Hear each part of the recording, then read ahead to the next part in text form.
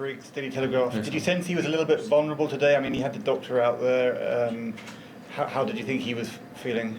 Yeah, I mean, I was sort of in my zone for a couple of sets, and then I obviously noticed that he got the trainer on at that point, and he didn't look like he was doing too good. But then, he sort of came out after a little break, and he actually, I think, played his best tennis towards the end. He kind of threw the kitchen sink at me, I thought. So I knew that I had to be ready for each point, just in case there was a little dip. And luckily I got that break at 5-all, because you never know what's going to happen in tiebreak. But to be honest, I didn't notice that he was maybe not feeling well until that point, because I was just trying to look after my own game, my own serve, because in those kind of matches against that kind of player who's got a huge serve, if you're not on it on your service games, the match can quickly turn. So if he was ill, then that's tough. But I just was focused on myself, I suppose. Okay, in the back. Hey, Jack. Tamani Crowd from The Guardian. When some players get injured, it can take a lot of time for them to kind of find their feet and, after matches, whereas you've kind of, I guess the positive of the past few years that you've shown that, after some layoffs, you can come back quite quickly and find your feet quickly. Just curious why you think you've been able to do that. Yeah, I mean, I suppose my tennis has never really felt like it's a problem. I think because of the way I play, maybe I can get into matches with my serve and stuff. And I think, credit to myself and my coach and stuff, that when I have had time off, when I have had time off for injury, I've not taken any time off. I've got straight back to the drawing board, tried to figure out, why I've had the problems I've had, and try and work even harder to be better. And I think I said in my last press, I said that, even though last year I was maybe a top 50 player, my rankings dropped a fair bit. I feel like I'm much more complete and I'm a lot better player this year because of the work I've done. And I feel like I'm playing better tennis as a whole. So yeah, I'm proud of the way I come back every time, and hopefully I don't have to come back anymore. I can keep on this trajectory of playing and getting more matches, and just getting more confident in my body and in my tennis. Tennis podcast.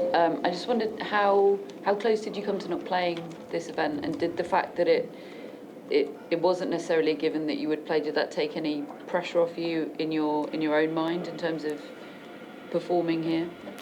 Yeah, I mean, on when was it? So in Winston, I felt something in my arm again that I hadn't had in a while, and came here with the intention, we'll take it day by day, and I got a scan and I had a very small bit of edema in my arm, which is basically a tear. And I was looking with my coach and physio, thinking, just another bit of time off. We were almost in tears. Like, what more can we do? And yeah, there was a strong chance I couldn't play this week. But got the scans done and sent it back home, and they said that it's not the same injury as what you had, so it's not that serious, and there's a chance you can be able to play if you look after it right, if you maybe deload on it and just try your best to get out there first round and see how it feels. But yeah, I mean, there was maybe a 70-30 chance that I wouldn't play this week.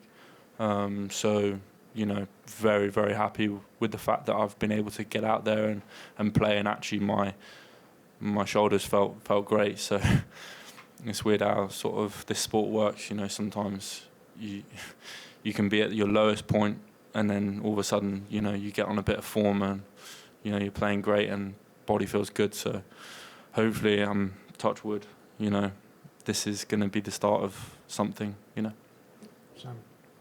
Simon Cameron's Glasgow Herald to check. When you were sitting out during Wimbledon, would you have imagined that you could be in this position now?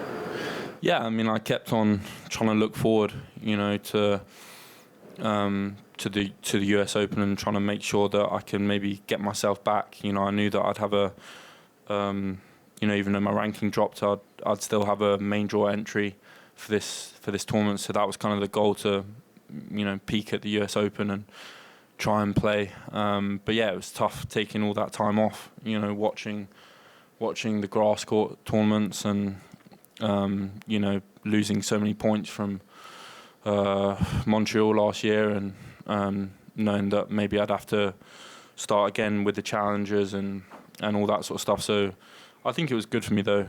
I think maybe last year I took for granted how well I was doing, and this year, at the start I felt like I had the weight of the world on my shoulders, and I wasn't appreciating the position I was in and how well I'd done, and I wasn't really taking that in my stride. So maybe taking that time off, was good for me, and kind of bit of a reality check, I suppose. But yeah, no, it's definitely made me stronger having all these injuries, and it's made me a better person, a better player. So, maybe this stuff happens for a reason.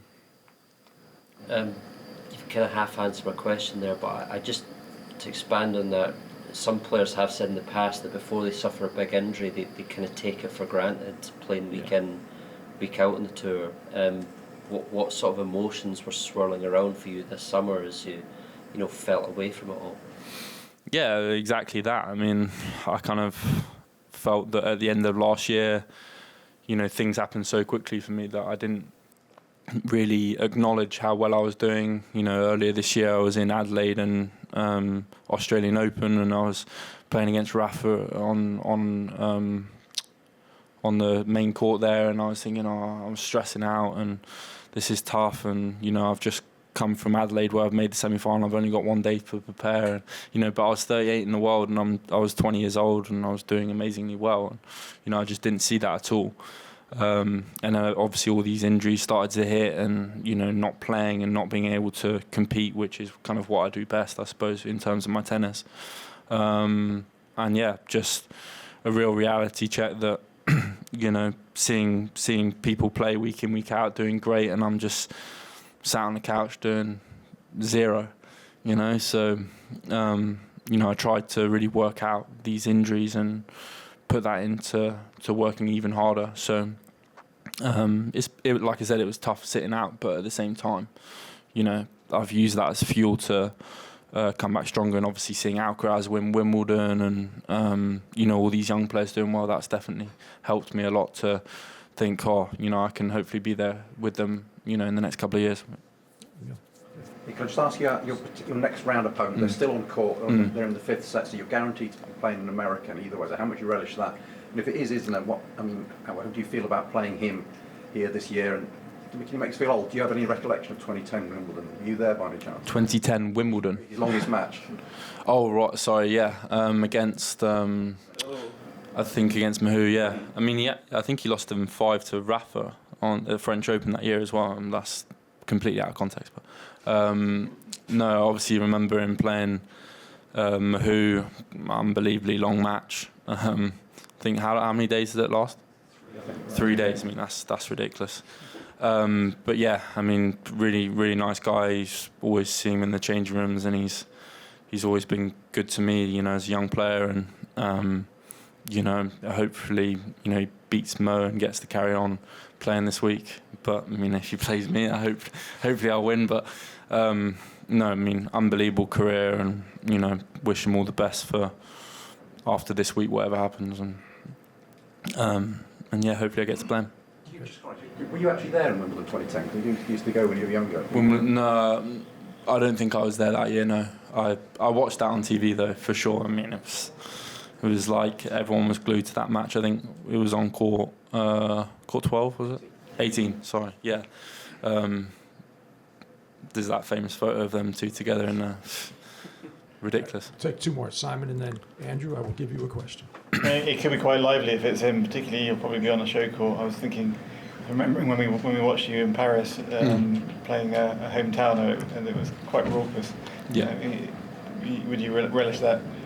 Yeah, massively. That ties into the sort of taking for granted. I played a challenger a couple of weeks in Winnipeg, and there was no one watching really.